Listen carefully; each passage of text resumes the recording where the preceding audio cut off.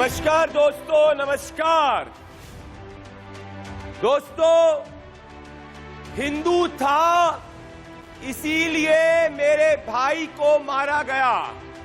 26 साल का हिंदू युवा कर्नाटका के शिवमोगा में रहने वाला हर्षा, उसको सिर्फ इसीलिए पीसफुल द्वारा मारा गया क्योंकि उसने स्कूल में यूनिफॉर्म ड्रेस के लिए पोस्ट लिखी थी। उसको इतनी बेरहमी से मारा कि चाकू उसके शरीर के 6 इंच अंदर तक गड्ढा कर गया। दोस्तों, ये एक ही हत्या नहीं है।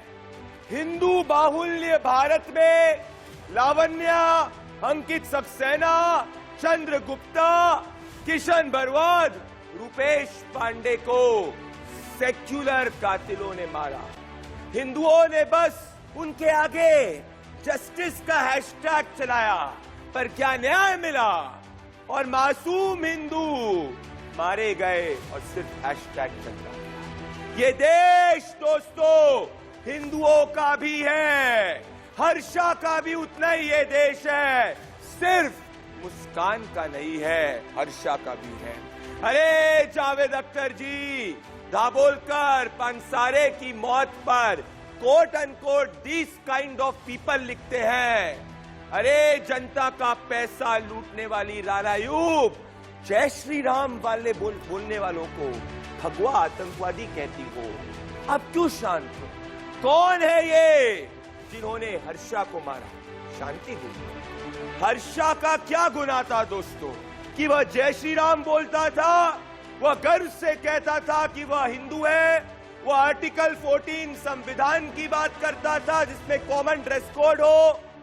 अरे दोस्तों, अगर अल्लाहू अकबर बोलने वाली को हिजाब के पक्ष में बात करने का अधिकार है और उसको शेरनी बोला जाता है, तो क्या सेक्युलर भारत में जय श्री राम बोलने वाले हिंदू को चाकू से मार दिया जाएगा? क्या यह न्याय है?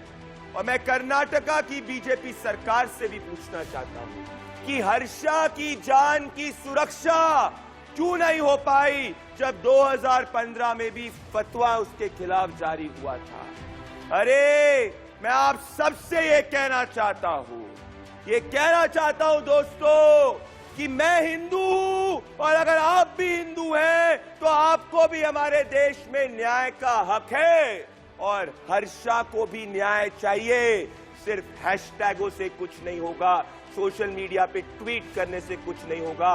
कातिलों के खिलाफ एक्शन होना चाहिए, उनको सजा, एग्जेम्पलरी पनिशमेंट होनी चाहिए। इसीलिए मेरा आरोप है दोस्तों कि मुस्कान को इनाम और हर्षा की हत्या, क्या यही हमारे देश का सेक्युलरिज्म है?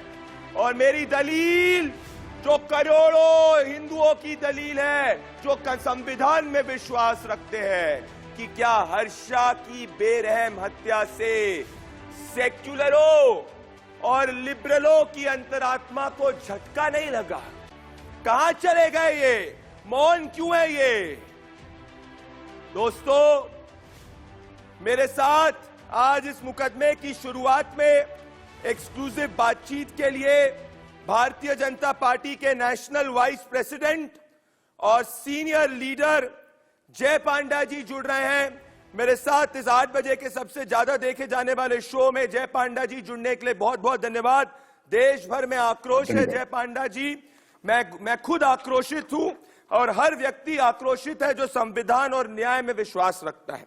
आपने जय पांडा जी ट्वीट किया 3:35 पे, Harsha has been brutally murdered for supporting colleges' uniform rules by jihadis bent on flouting those and imposing jihad in India's institution. Yet the secular rise of such murderers use the term terrorist not for them but for non-violent Hindu protesters. मेरा सवाल जय पांडा जी ये है कि कर्नाटका की सरकार हर्षा की जान की रक्षा क्यों नहीं कर पाई? हम हर्षा की मौत पर हम सब आक्रोशित हैं। भारत में सभी सही सोचने वाला नागरिक इससे आक्रोशित होना चाहिए। मैं आपका सवाल का जवाब रखूंगा, लेकिन पहले ये हमें देखना पड़ेगा कि देखिए एक इकोसिस्टम बनी है जो ये ऐसा न्यूज को बिल्कुल ट्विस्ट कर देता है। जब कुछ दिनों पहले इसी हिजाब इशू को लेकर कुछ लड़के, कुछ छात्र छात्री इसके प्रोटेस्ट कर रहे थे, बिल्कुल शांतिपूर्व, वो गेरुआ वस्त्र पहन के इसका प्रोटेस्ट कर रहे थे, बिल्कुल शांतिपूर्व। उनको इस सो कॉल्ड सेक्युलर मीडिया और सेक्युलर इकोसिस्टम उनको टेररिस्ट कहता है, और देश में भी और विदेश में भी उनका जो इकोसिस्टम है उनके खिलाफ एक माहौल बनाता है। लेकिन जब हर्षा की मौत हुई और जिन्होंने बिल्कुल जिहादी एंगल पे काम करते हैं, धमकी देते हैं, फिर वो धमकी को लागू भी करते हैं, मार डालते हैं, इनको कोई टेररिस्ट नहीं कहता है, जो सेक्युलर इकोसिस्टम, जो लिबरल इकोसिस्टम। तो ये जो इकोसिस्टम को लड़ने के लिए बहुत ही हमें एकजुट होना पड़ेगा। इसका जांच तो जल्द होना चाहिए और एक्शन लेना चाहिए। इनका जो हत्या जो किए हैं, इनको जल्दी गिरफ्तार करके, जल्दी प्रोसिक्यूट करके इनको सजाई मौत देना चाहिए। बहुत बड़ी बात की आपने जय पांडा जी, आपने कहा सजाए मौत देनी चाहिए और मैं आपसे पूरी तरीके से समर्थन रखता हूं जय पांडा जी। जय पांडा जी, आपने इकोसिस्टम की बात करी, मैं इस बात पे भी बड़ा दुखी और आक्रोशित हो जाता हूं जय पांडा जी कि कैसे कुछ एक समय पहले एक पत्रकार थी जो वॉशिंगटन पोस्ट की पोस्टर गर्ल बन चुकी है, जिन्होंने जनता के पैसे को लूटा, और वो उसी इकोसिस्टम की पार्ट है जिन्होंने कोविड रिलीफ में जनता के पैसे को लूटा, कि सैफरन टेररिस्ट उन्होंने शब्द इस्तेमाल किया था, भगवा आतंकवादी। आज ये सब शांत हैं, क्या जय श्री राम बोलने वालों को आतंकवादी बोला जाएगा इस देश में? और हर्षा की बहन कहती है कि वो हिंदू था, जय श्री राम बोलता था, इसीलिए उसके साथ ऐसा हुआ। नहीं, बिल्कुल, वो तो एक उदाहरण है, आज के सबसे आगे उदाहरण है वो सेक्युलर का, कि काला को और सफेद को काला कहने वाले ऐसे लोग हैं, और कुल शांतिपूर्वक उनके या कुछ प्रदर्शन कर रहे हैं, उनको टेररिस्ट कहा जाता है। जो आके एक्चुअली हत्या करते हैं उनको टेररिस्ट नहीं कहते। और ये इकोसिस्टम को लड़ने इसीलिए क्योंकि हम सिस्टम स्वाधीनता से पहले से अभी तक चला रहा है, और बहुत सारे ऐसे जिनको ब्राउन साहिब कहा जाता है, इसको जस्टिफाई करते हैं, इस एंटी हिंदुत्व माइंडसेट को वो इस पर स्तंभ लिखकर चर्चा करते हैं, और विदेश में भी स्तंभ लिखते हैं, कॉन्फ्रेंसेस सेमिनार में जाते हैं। तो सिस्टम को लड़ना है। कर्नाटक घटनाएं हुए हैं में तो हर महीना ऐसा, बंगाल में हर हफ्ता ऐसा कुछ ना कुछ घटना होते रहता है, और इनका हिपोक्रेसी पता चलता है। रूल्स हिजाब पर जब राष्ट्र पे होता है, वो उस पर कुछ आवाज नहीं उठाते हैं, वो झगड़ा करना चाहते हैं, वो प्रोवोक करना चाहते हैं, लड़ाई जहां शासन में है, जैसे कि कर्नाटक में। तो ऐसे बहुत सारे केसेस हैं। ट्रेसिंग में अगर हो गई तो शायद प्रोटेक्शन मिलना चाहिए था पहले से। ऐसे जिन पर और ये क्रेडिबल धमकी है, उनको पुलिस और जो यहाँ इन्वॉल्व हैं, उनको जल्द ही जल्द अरेस्ट करना चाहिए। मेरे साथ आप जय पांडा जी जुड़े, मैं आपका धन्यवाद करना चाहता हूं। मैं कहना चाहता हूं कि जल्द से जल्द एक्शन होना चाहिए, अरेस्ट होना चाहिए, साथ में capital punishment is what should be asked by the state. मेरे साथ जुड़ने के लिए बहुत बहुत धन्यवाद जय पांडा जी। मेरे साथ इस मुकदमे के अंदर आरपी सिंह, भारतीय जनता पार्टी के नेशनल स्पोक्सपर्सन, सीनियर लीडर, और मेरे साथ अतीकुर रहमान जी जुड़ रहे हैं, इस्लामिक स्कॉलर। आप दोनों से मैं 30-30 सेकंड अपनी दलील रखने के लिए दूंगा। अतीकुर रहमान जी, मुझे बताइए, जब मुस्कान ने अल्लाह अकबर का उसका राइट है कहने का, आपने जिन लोगों ने अतीकुर रहमान जी उनको घेरा और जय श्री राम बोला, आप कई इकोसिस्टम के लोगों ने कहा कि वो आतंकवादी है। आज जब इस इनोसेंट 26 साल के मासूम हिंदू को मारा गया, आपके हिसाब से किसने मारा, और जिनने मारा उनके खिलाफ क्या सजा होनी चाहिए?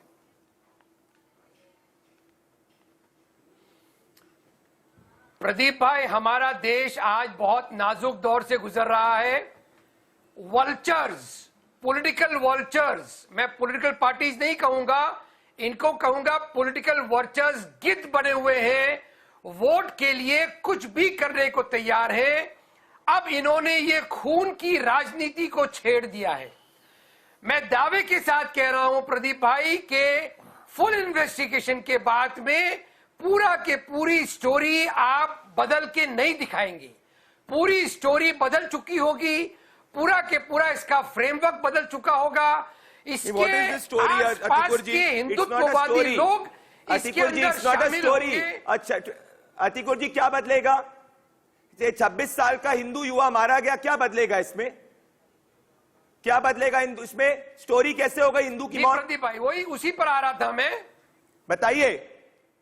जी नहीं, मुझे खेद है, मैं पूरी संवेदना व्यक्त करना चाहता हूं। नेशनल टेलीविजन पे हम बैठे हैं। मैं आपसे सिर्फ इतनी गुजारिश करूंगा प्रदीप भाई कि ये बहस को हिंदू मुस्लिम बनाने के बजाय हम शांति का एक संदेश दें पूरे देश के अंदर।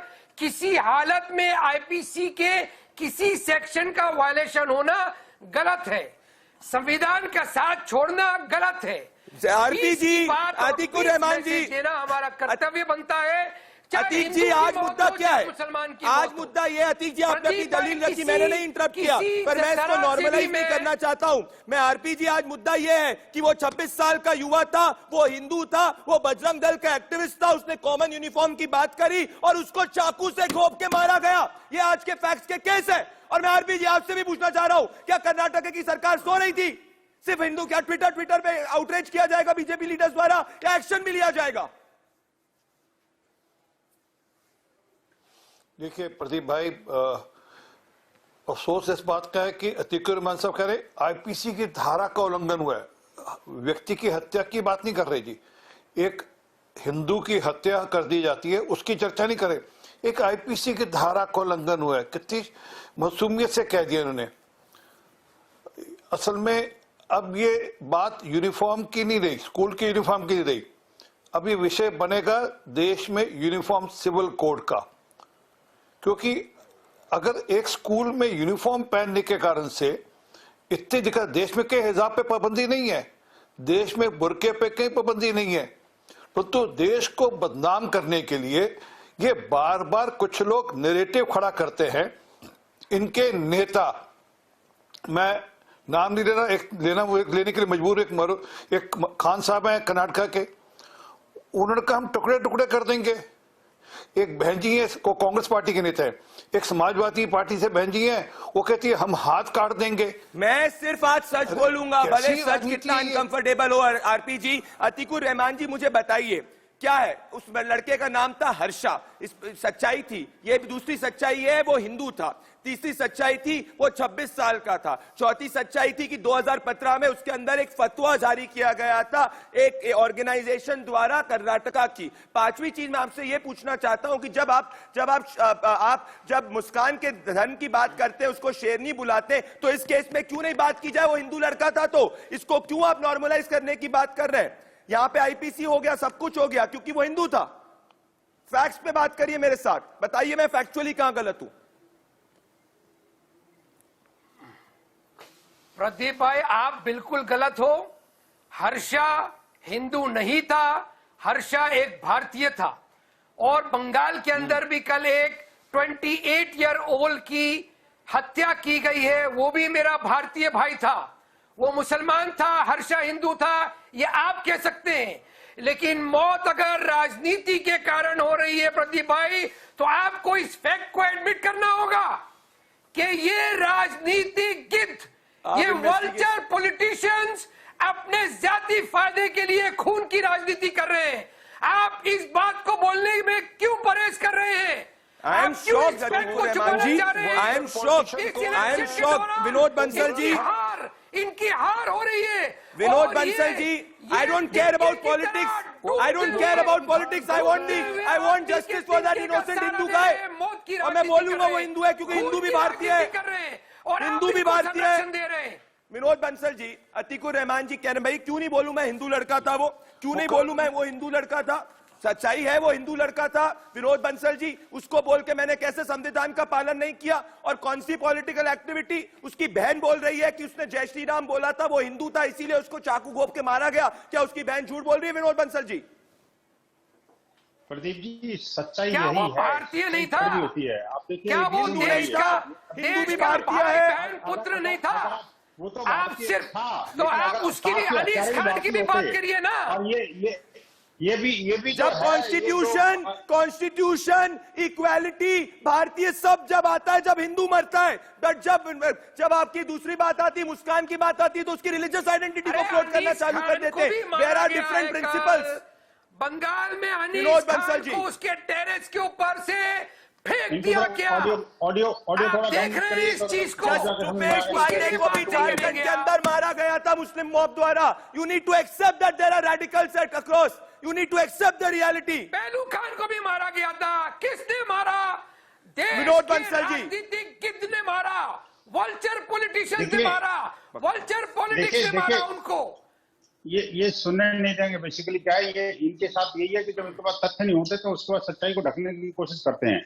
आप मुझे बताइए कि ये पहलू खान को पकड़े बैठे हैं, और ये अंकित सक्सेना, राहुल राजपूत, डॉक्टर नारायण, हीरा रिंकू शर्मा, ध्रुव त्यागी, बादल त्यागी, किशन भरवार, निकिता तोमर, और ये आपका हर्षा, ये तो कुछ बानगी है भाई। हिंदू समाज के युवक और युवतियों की नरसंस हत्याएं इस्लामिक जिहादी षड्यंत्र पूर्वक लगातार कर रहे हैं। अभी 3 दिन पहले अब जी जो अहमदाबाद न्यायालय का जो निर्णय आया है, उसमें आपने देखो 39 लोगों को फांसी की सजा क्यों हुई, और उसके अंदर ये कैसे दिखाया गया कि आखिरकार 70 मिनट के अंदर 22 बम विस्फोट हुए। वो तो गनीमत है कि सूरत बच गया, किसी तरह से बम डिफ्यूज हो गए। और आप देखिए कि उनके तार कितने राज्यों से जुड़े हुए थे, और उन हत्यारे आतंकवादियों को, जो दुर्दांत आतंकवादी थे, उन आतंकवादियों को बचाने के लिए कौन सी संस्था खड़ी हुई? दारुल देवबंद।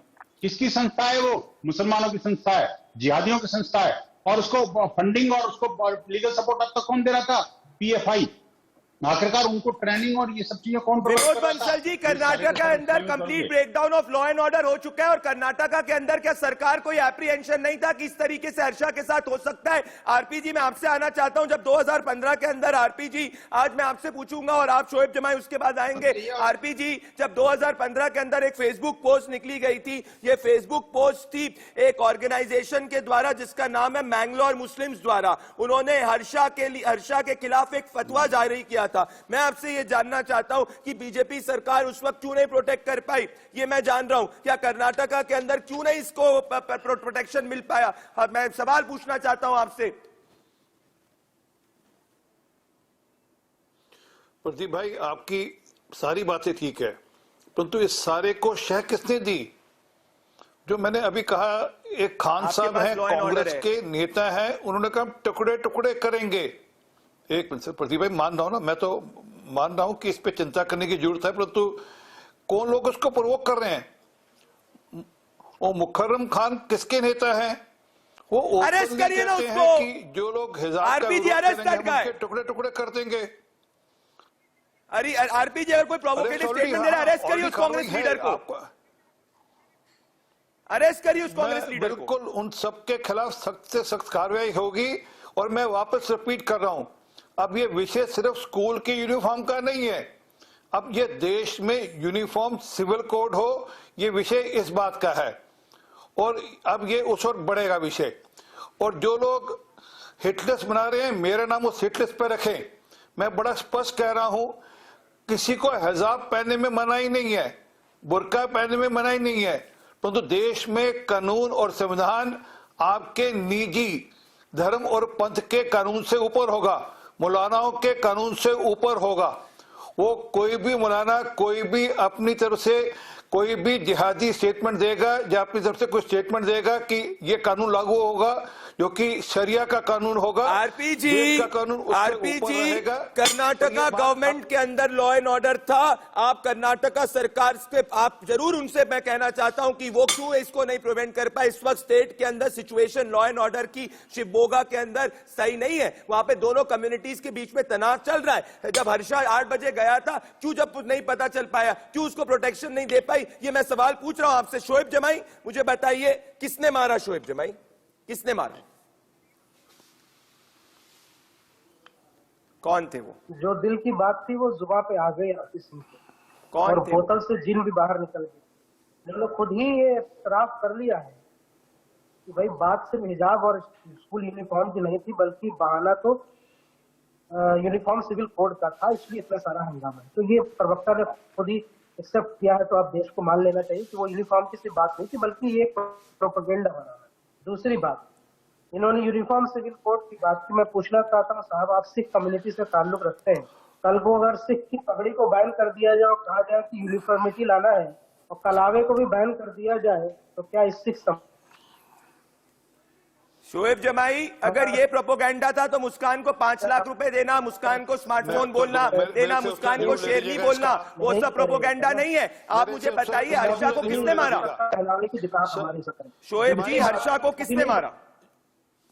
अभी मेरी बात कंप्लीट नहीं हुई। अभी मेरी एक सेकंड, आरपी जी उनको बोलने दीजिए, आ रहा हूं आपके पास। कुरान के कौन सी आयत में लिखा है कि हिजाब पहनना जरूरी है? शोएब जी को बोलने दीजिए, आरपी जी मैं आ रहा हूँ। नहीं, मैं आपसे पूछ रहा हूँ, कुरान की कौन सी आयत में लिखा है कि हिजाब पहनना जरूरी है? नहीं, अलाउ मी टू नहीं, आपने पगड़ी की दस्तार की बात करी, मैं इससे पूछ रहा हूँ आपसे कि कौन से आयत में लिखा है कि हिजाब पहनना जरूरी है? कृपा करके बता कर जाइएगा। और मैं आज कह रहा हूं प्रदीप, आपके चैनल पर बहुत हल्ला करते हैं। अगर ये दस्तार गुरु गोविंद सिंह जी नहीं दी होती, या कड़ा नहीं दिया होता, कृपान नहीं दी होती, कछहरा नहीं दिया होता, केस नहीं दिया होता, तो आज पूरे देश की सुन्नत कर देते हैं सब लोग। और औरंगजेब 1.25 मन जनेऊ तोलता था रोज, 1.25 मन। धर्म परिवर्तन के लिए 1.25 मन जनेऊ तोलता था रोज, फिर नाश्ता करता था वो। शोएब जवाब दीजिए। अगर आप ऐसे डिबेट करना चाहते तो भाई साहब आप डिबेट करा लीजिए, मैं जा रहा हूँ सर, धन्यवाद। ऐसे कोई हमें कोई जरूरत शोएब जमाई, आप कर लीजिए, थैंक यू। शोएब जमाई, आपको जवाब नहीं है तो आपको जाना चाहिए, आरपी जी के सवाल का जवाब दीजिए। आरपी जी उनको जवाब देने दीजिए, आरपी जी उनको जवाब देने दीजिए। मुझे बता दे कुरान की कौन सी आयत में लिखा है जवाब दे शोएब जमाई, जरूरी है? आरपी जी उनको जवाब देने दीजिए, बोलिए शोएब जमाई। ठीक है, देखिए नैतिकता की बात है कि हमने तो इनके धर्म ग्रंथ पर कुछ नहीं पूछा, क्योंकि मैं राजनीतिक व्यक्ति हूँ, ये भी राजनीतिक व्यक्ति है, तो हम धर्मों पे सवाल नहीं करते, सबका सम्मान करते हैं। लेकिन कुरान पर पूछा है तो मैं जरूर बता दूंगा कि मैं जानता हूँ, मैं खुद भी कुरान पढ़ा हूँ। सूरह वर्ष नंबर 31 और पारा नंबर 24 में अल्लाह ने हुक्म फरमाया कि खुमूर का जिक्र है कि आप खुमूर, और खुमूर के अरबी माने होता है हेड स्कार्फ यानी हिजाब। ठीक है, उसको अलग अलग तरीके से लोग नकाब भी पहनते हैं, बुर्का भी पहनते हैं, मकसद होता है सर ढकना। ये हमारे कुरान में जिक्र है। प्लीज आप मत बोलिए, मैंने आपके धर्म पर कोई सवाल नहीं किया। आरपी जी बोलने दीजिए उनको, आप बोलने दीजिए। दूसरी बात, आरपी जी 10 सेकंड बोलने दीजिए उनको, बोलने दीजिए, बोलिए। को हिजाब से जोड़ना एक बहुत निंदनीय काम है, इसलिए कई बेटियों की जिंदगियां दांव पर लग जाएगी। इसलिए पुलिस के बयान आने से पहले आप किसी किस्म का कृत्य करने की कोशिश न करें, अन्यथा बजरंग दल एक टेररिस्ट ऑर्गेनाइजेशन है जिसको अंतर्राष्ट्रीय संस्था मानती है। United state inter religious freedom Bajrang Dal को यू आर कॉलिंग शोएब जमाई, आपको मेरे शो को छोड़ के जाना चाहिए, but I will not take this कि आप इस वक्त हर्षा को एक आतंकवादी बुला रहे हैं।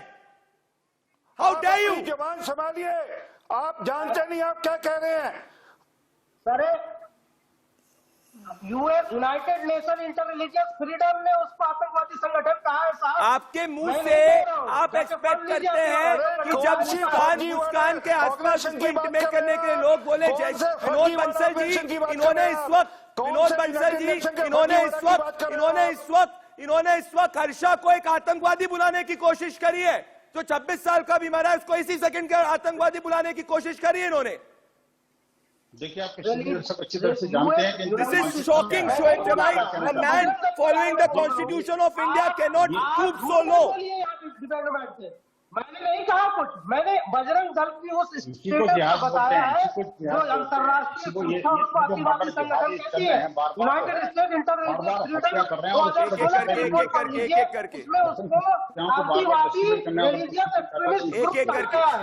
कोई यहाँ से बहुत अच्छा संगठन या बहुत नेक नामी या कोई देश का भक्ति वाला संगठन नहीं था।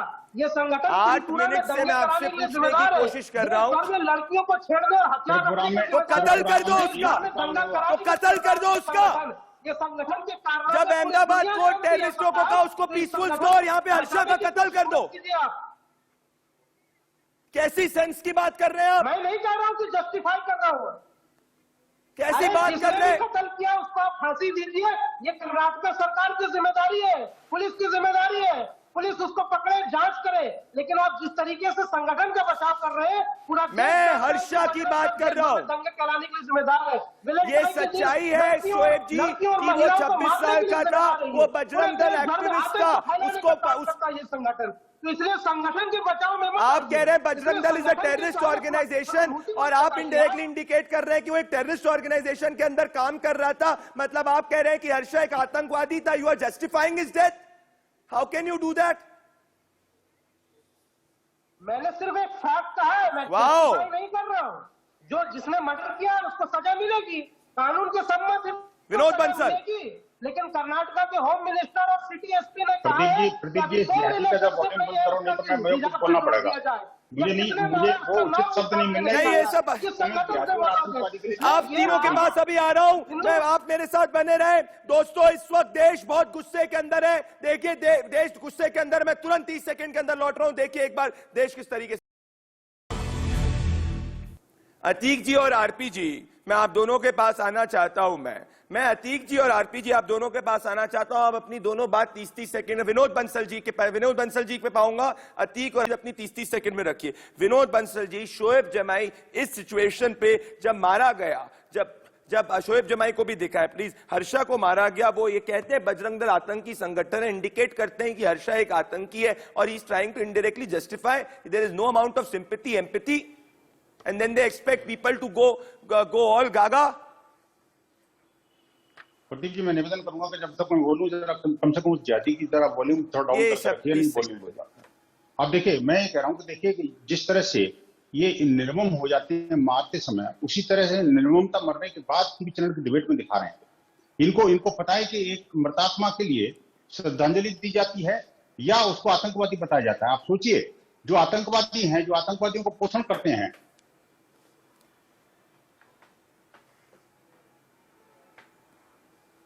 कोर्ट ने उन आतंकवादियों की पैरवी करने के लिए जमात-उल-उलमा हिंद खड़ी हुई है, उसको आतंकवादी संस्था नहीं करते ये लोग। आखिरकार ये जो इस्लामिक जिहादी संस्थाएं हैं वो किसके नाम पर है? पैगंबर मोहम्मद के नाम पर, इस्लाम के नाम पर। आखिरकार उनके बारे में तो कुछ बोले, उनको आतंकवादी नहीं बोलेंगे ये। और ये जिस अमेरिका की ये महिमा पीते हैं, उसी अमेरिका को गाली देते हैं।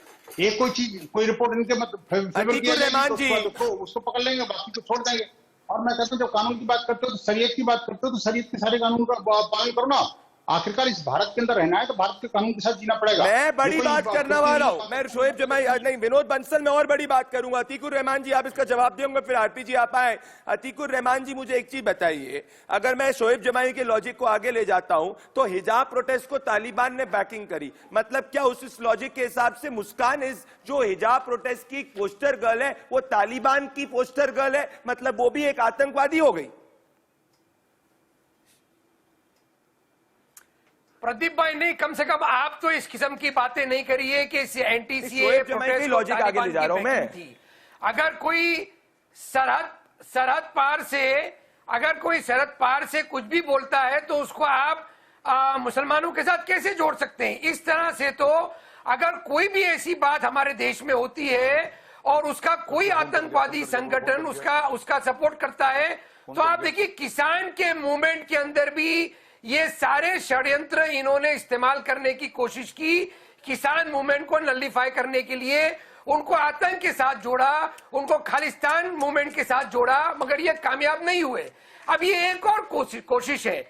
प्रदीप भाई, मैं आपको सिर्फ इस तरफ मैं आपका ध्यान ले जाना चाहता हूं कि विनोद बंसल जैसे बीजेपी, आरएसएस और बजरंग दल जो कि हिंदुत्व आतंकवाद को प्रोजेक्ट करना चाहते हैं, ये इनकी मोनोपोली करना चाहते हैं हिंदुत्व आतंकवाद को लेकर, और उस चीज को आप किसी न किसी तरह से संरक्षण दे रहे हैं। आप इनको बचाना चाह रहे हैं, जो कि आप पे शोभा नहीं दे रहा है। अतीकुर जी, आप पूरी तरह से कॉल आउट करिए इनको। अतीकुर जी, हिंदुत्व आतंकवाद है। I have called out the failure of law and order. For 30 minutes we have been debating, Atikur ji. आपके मुंह से एक भी बार हर्षा शब्द नहीं निकला. Not even once. RP ji. Not enough. दूसरी चीज, not even once, Atikur Rahman ji. Not even once आपके मुंह से निकला. I am shocked at this difference of outrage. I am shocked at this difference of justice. आप equality की बात करते हैं यहाँ पे आप इक्वालिटी की बात कर रहे हैं और यहाँ पे जब हिंदू आउटरीच करेगा तो उसको आप भारतीय कहेंगे, उसको आप पेंट करने की कोशिश करेंगे. This is unfair, this is very wrong, this is unfair, unjust. मैं कहना चाहता हूँ आरपी जी, प्रदीप भाई, नो अर्तिकुर जी, आरपी जी, मैं हर्षा के कत्ल के बारे में बात कर रहा हूं, किलिंग के बारे में बात कर रहा हूं, विच एज पर इनिशियल रिपोर्ट्स. और ये हर तरह की चीजें की बात कर रहे थे तिकुर रहमान, एक्सेप्ट हर्षा. ये जिसने कोविड में जनता का पैसे को लूटा, ये जो हर व्यक्ति जो भगवा पहनता है उसको ये आतंकवादी बुलाती है, फ्रॉड जर्नलिस्ट, और ये एक्सपेक्ट कर रहे हैं. अब जब इस सिचुएशन के अंदर आरपी जी, जब हर्षा को मारा गया तो हम हर्षा के न्याय की बात नहीं करें. आरपी जी देखिए प्रदीप, देश में एक liberal, so called liberal pseudo secular journalist हैं, कुछ एक्टिविस्ट हैं, वो सबके सब इस देश को बदनाम करने के लिए पूरे पेज का विज्ञापन खरीद रहे हैं बाहर के अखबारों में, जबकि खुद चोरी करते हैं. खुद जो पैसा मिलता है अच्छे काम के लिए, जो डोनेशन आती है, उसमें हेरा फेरी करते हैं और पूरे पेज का विज्ञापन निकालते हैं. परंतु मैं विषय वापस आ रहा हूं, ये खुलेआम अभिव्यक्ति की आजादी को गला घोटने के लिए नहीं, उसकी हत्या करने के पर लागू आमादा हो गए हैं. और मैं, ये कुरान साहब मेरे हाथ में है, पवित्र कुरान मेरे हाथ में है. मैं निवेदन करूंगा, मैंने अभी भी पढ़ी, पहले भी पढ़ी, मुझे बता दीजिए कहां लिखा है हिजाब शब्द, कहां लिखा है हिजाब शब्द कि आप हिजाब पहनना जरूरी है आपके लिए. आरपी जी, आप जिन सूरत का मेंशन करते हैं, मैं पढ़कर सुना दूंगा आपको. प्रदीप भाई जवाब देना चाहूंगा. दीजिए. परंतु अफसोस ये है कि ये हिजाब के नाम पर देश को बदनाम करने का नया षड्यंत्र है. सीए के नाम पे कोशिश करी, अब हिजाब के नाम पर, तो हद ये हो गई कि अब उसके नाम पर हत्याएं होने लगी, अब उसके नाम पर एक सूची जारी होने लगी. हम हाथ काटेंगे, हम गला घोटेंगे, हम टुकड़े करेंगे. कुरान की जो आयतें हिजाब को लेकर बतानी थी, वो हमारे, वो समाजवादी खामोश तो करिए ना पहले प्रदीप भाई. इस्तेमाल करने लगे. बोलिए अतिकुर जी जवाब दे रहे हैं. आरपी जी, अतिकुर जी जवाब दे रहे हैं. अतिकुर जी, सरदार साहब, जो कुरान की आयतें हैं वो हमारे वकील कोर्ट के अंदर रख रहे हैं. इस तरह से सड़कों पर आके लड़ना हमको शोभा नहीं देता है, ना आपको ना मुझे. जो भी कुरान में कहा गया है हिजाब को लेकर, वो हमारे वकील, पिटिशनर्स के वकीलों ने अदालत से गुहार लगाकर, जस्टिस अदालत से मिलती है. बीजेपी आरएसएस से जस्टिस मिलने की हम कामना नहीं करते हैं. आप हिंदुत्व आतंकवाद को फैलाने की कोशिश कर रहे हैं. हम जस्टिस मांग रहे हैं, हम संविधान से जस्टिस मांग रहे हैं, हम अदालत से जस्टिस मांग रहे हैं. लेकिन आप हिंदुत्व आतंकवाद की आड़ में देश में जहर घोल रहे हैं. You are poisoning the minds of the youth of India. आप अपनी ये गंदी खोखली राजनीति, खूनी राजनीति को बंद करेंगे, तब जाके हमको संविधान से जुडिशरी से जस्टिस मिलेगी. आपसे मैं पूछना चाहता हूँ, को सीरिया भेजा जाता है और वहां जाकर वो आतंकी गतिविधियों. मेरा सवाल हर्षा है, तो उनका दिमाग कौन? अतिकुर रहमान जी, हर्षा को किसने मारा? ये आपकी नफरत की राजनीति, नफरत हर्षा की मौत के पीछे भी है. अतिकुर रहमान जी, हर्षा को मारने वालों में भी नफरत है, हर्षा को चाकू से घोंपने वालों में भी नफरत है. वो पीसफुल नहीं है, उनके खिलाफ बोलिए, उनको पोस्टर भी लगाइए. आपको जनता उसका जवाब देगी. अरे आप मेरे से हर्षा की बात क्यों नहीं कर रहे हैं? वकील ने आरपी जी, अदालत के अंदर, RP ji, it was failure of the law and order in Karnataka that Harsha could not be safe. That's the truth. You can deny it, accept it, I don't mind, but that's the plain truth. Now we are outraging, we are doing hashtags, और हम एक action लेने की कोशिश करके 35 minute से मैं अतीकुर रहमान जी आपके साथ डिबेट कर रहा हूं. एक बार आपने ये नहीं बोला हर्षा को मारने वाले नफरत वाले हैं, हर्षा को मारने वालों को कैपिटल पनिशमेंट होनी चाहिए. आपके मुंह से हर्षा तक नहीं निकला, और फिर आप एक्सपेक्ट करते हैं और सेक्युलरिज्म का पाठ पढ़ाते हैं. प्रदीप भाई जवाब ले लीजिए, प्रदीप भाई जवाब ले लीजिए प्लीज. 10 सेकंड में जवाब बोलिए. दूंगा. मैंने शुरू में कहा था, शायद आपने सुना अनसुना किया, हर्षा मेरा भारतीय भाई था, मेरा हिंदू भाई था, और उसकी हत्या करने वाले के साथ में 1% भी लीनियंसी नहीं दिखाना चाहिए. क्या यही बात सरदार साहब, कल अनीस खान को वेस्ट बंगाल में मारा गया, एंटी-सीएए प्रोटेस्टर था, उसको बिल्डिंग के टेरेस पे से फेंक दिया गया, यही बात सरदार साहब अनीस खान के लिए कहेंगे?